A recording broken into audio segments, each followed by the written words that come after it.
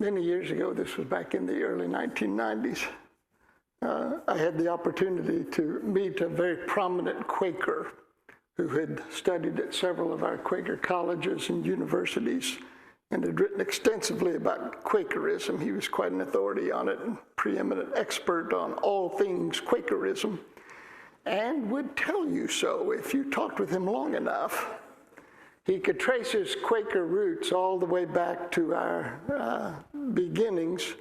I met him while attending a lecture he was giving to Quaker pastors about the importance of studying Quakerism, and which had been his life's work, studying Quakerism. He was a robust speaker, one of those people who could read a casserole recipe and make it sound like it came from the Bible. And in his lecture, he said that we must think of every Quaker meeting as a seminary where people were taught the history and tenets of Quakerism through rigorous lectures by the professor in residence, the pastor.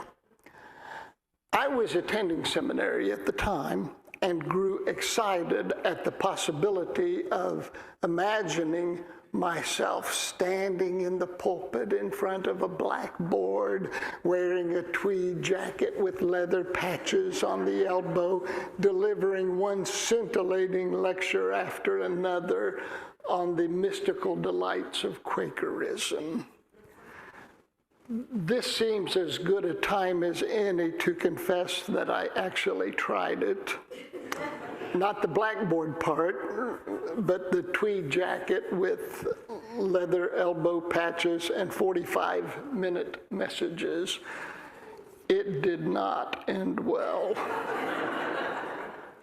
But it got me to thinking in the years since about how Quakerism is best taught. How do we teach about Quakerism? How do we learn about Quakerism? Of course, we all learn differently. You know that if you've ever been in any kind of learning environment. Some of us learn by reading, some by seeing something done, some by talking their way through it, and some of us learn by doing. But after 40 years of observing Quakers in the wild, I've come to believe that Quakerism isn't something taught so much as it is absorbed through osmosis. Osmosis being that process of gradual assimilation of ideas and knowledge. The woman who taught me the most about Quakerism was the daughter of the learned scholar I had just mentioned. Unlike her father, she had never attended college. She spent her work life driving a school bus for disabled children. But for the 9 years I was her pastor, it was like sitting at the feet of Jesus, like a graduate degree in Quakerism. In all the years I was her pastor, I don't suspect she ever said more than 100 words about Quakerism, but her virtue, her spirit, and her example filled a book. Many of us in this room, myself included, grew up in religious traditions that emphasize knowing and believing the right things, the orthodox doctrines, the official creeds, the correct tenets and canons. Recently, I was talking with a man who was trying to discern if Quakers were sufficiently orthodox. His daughter had joined a Quaker meeting, and it was giving him concern. I was the only Quaker he knew. I could see why he would be concerned. But he wanted to make sure that her becoming a Quaker didn't ruin her chances to go to heaven. Now, he's a very high church guy from one of these traditions with all the smells and bells, as we say. Okay, he's Catholic, I'll just get it out there, which I'm not denigrating. If that works for him, that's wonderful. But he asked me how often Quakers recited the Apostles' Creed in worship and whether or not we believed it. And I told him, well, I've been a Quaker now for 45 years, and I've never heard even once the Apostles' Creed said in a Quaker meeting. And so now he's worried about his daughter. And we do things differently in a Quaker meeting. We're not a seminary where beliefs must be memorized and affirmed.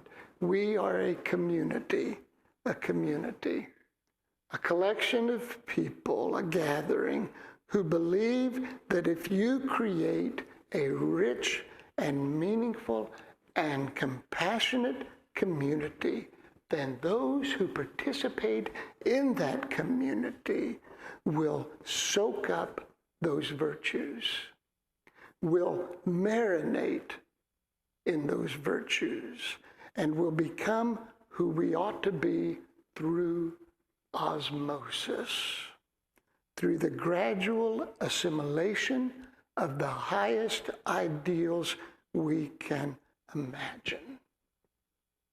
Quakerism is not and has never been a religion of the head. It is a religion of the heart. Joining a Quaker meeting isn't about giving a monosyllabic grunt to an incomprehensible question. It is about our willingness to immerse ourselves in a community that affirms and celebrates our highest and holiest ideals and to daily soak them up.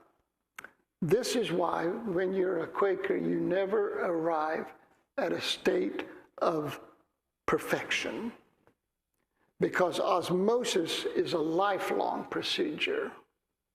We are always growing, always becoming, always yearning. What makes osmosis possible, and this absolutely has to be present for osmosis to concur wherever it occurs. What makes osmosis possible is our permeability, our openness, our porousness, our capacity to be altered, to be changed. There was a man in my first meeting. Actually, he was in my second meeting. My first meeting, I was fired for not believing in hell. I didn't last very long, 3 weeks. And then I went to another meeting, and as I tell people, I was there for 4 years, and when I left there, I believed in hell.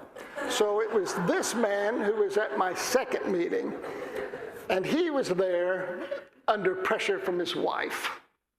She had been after him to come to meeting, and while Quaker meetings in and of themselves tend not to be coercive, spouses can be. We all know that, and his wife was. She made him come to meeting, and he hated it, I could tell, because on Sunday, when we would have our blessing, he would be the first one out the door every Sunday to go sit in their car and wait impatiently for his wife to join him. But after a while, it was about 2 years or so, I could tell it was starting to grow on him. And he asked one day if he could speak with me, and I said I would enjoy that. And so we met after meeting for worship, and he said, I'm starting to like this place and these people. Can I join? I said, well, yeah. That'd be nice. Let's talk about that. He said, before I do that, I should tell you that I joined the KKK back in the 1930s when I was young, and I still belong. He said, I get the sense that would not be acceptable. I said, yeah, let's talk about that. And so we talked about that. And when we met to talk about it, he said, I've figured out what I'm going to do about this. He said, I'm going to track down the man who signed my membership card and find him if he's still alive, which he did. He found him. down in Martinsville. I know that comes as no surprise to some of you. Found him down there, turned his card in, and died a Quaker 10 years later. What we hoped for that man was that he would undergo osmosis, to acclimate himself to a new reality, to swim in a new pond, as it were. Now, if religion is about osmosis, if it is about immersing ourselves in the right kind of virtues, then we need to be clear about those virtues, don't we? So I'll be talking about that in the weeks ahead. And we have to trust that regular exposure to those virtues will eventually transform us and change us and enrich our lives. And it's fun to see that happen. I've been thinking this week about our little pond here at Fairfield and our loss this week of a good man. I was having dinner this past week with some friends of ours from Danville. It was Friday night. We were sitting at Cheddar's talking, and the man, Adam, said, "How's your week been, Phil?" I said, been a tough week. A friend of mine passed away. He said, "Who was it?" I said, "Well, his name was Tom Farrington." And his face lit up. He said, "I knew Tom Farrington." He said, "When I was in high school, I worked part-time for a landscaping service, and we worked in Tom Farrington's yard, and he was such a kind and good man." He said, "I knew Tom, and I loved Tom." He told me everything he knew about Tom, which was interesting because Tom was a private person, never bragged on himself, so there were things I didn't know about Tom.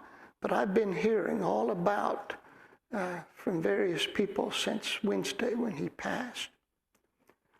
I just thought, seeing Tom here at the meeting, that he was this nicely dressed, well-mannered man who knew a lot about computers and had a love-hate relationship with euchre. But this was a man who took osmosis seriously, who had immersed himself in a loving community and was allowing it to transform him. One of my first conversations with Tom happened after he had been here about a year, and he'd grown upset about something and was angry about it. And we met to talk about it, and he said, "This Quakerism comes hard to me. And sometimes I still don't get it, but I'm trying." That's osmosis. The porousness, the receptivity to living a different way. Friends, there are some in religion who will tell you that what faith is about is passing a test. And so you spend all your life studying for a test that, as far as I can tell, is never given. Don't waste your time studying for it.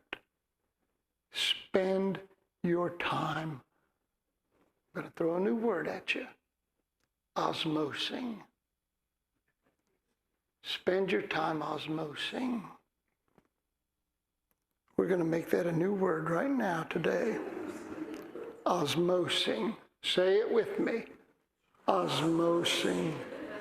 Devoting yourself to soaking up and living in the highest ideals you can imagine.